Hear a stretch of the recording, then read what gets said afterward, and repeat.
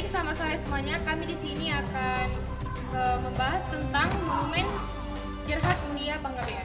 Di sini saya akan menyampaikan sedikit mengenai monumen yang ada di belakang saya ini.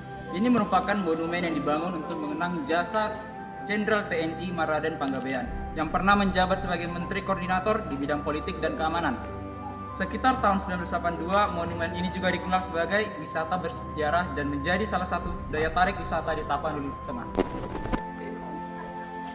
Siapa Gerhard Mulia Panggabean dan apa peranannya?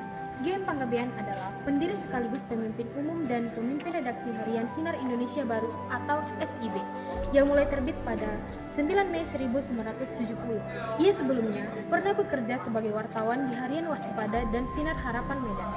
Penghormatan dan warisan. Sebagai bentuk penghormatan atas jasanya, pemerintah Kota Medan menabalkan namanya sebagai jalan, yakni Jalan GM Panggabean, yang berada di kawasan Stadion Teladi. Ia juga diberi gelar kehormatan Dr. Honoris Causa di bidang filsafat atau filosofi oleh University of Liberty, Virginia, USA. Akhir hayat, GM Panggabean wafat pada 20 Januari 2011 karena serangan jantung saat berada di Rumah Sakit Mount Elizabeth, Singapura, meninggalkan istri dan 8 anaknya.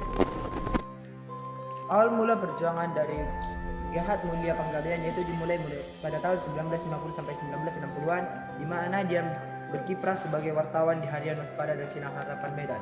Di tahun 1970 ia mendirikan harian Sinar Indonesia Baru pada 9 Mei 1970, dan di tahun 1970 sampai 1990-an ia aktif mendirikan Universitas Sisingamangaraja di Medan dan Simorong-Morong Tapanuli.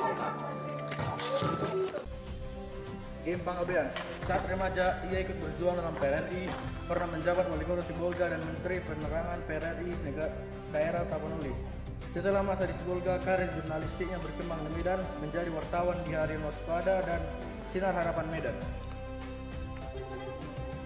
Bagi generasi sekarang, perjuangan GM Panggabean dapat disikapi dengan menjaga kebebasan berpendapat, menghargai budaya, menjunjung tinggi persatuan bangsa, mengutamakan pendidikan, serta berani dan konsisten membela kebenaran. Dengan demikian, semangat perjuangannya tetap hidup dan relevan bagi pembangunan bangsa Indonesia masa kini.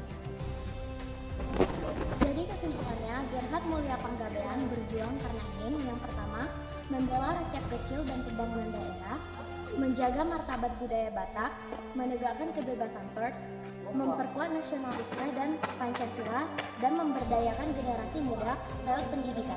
Terima kasih.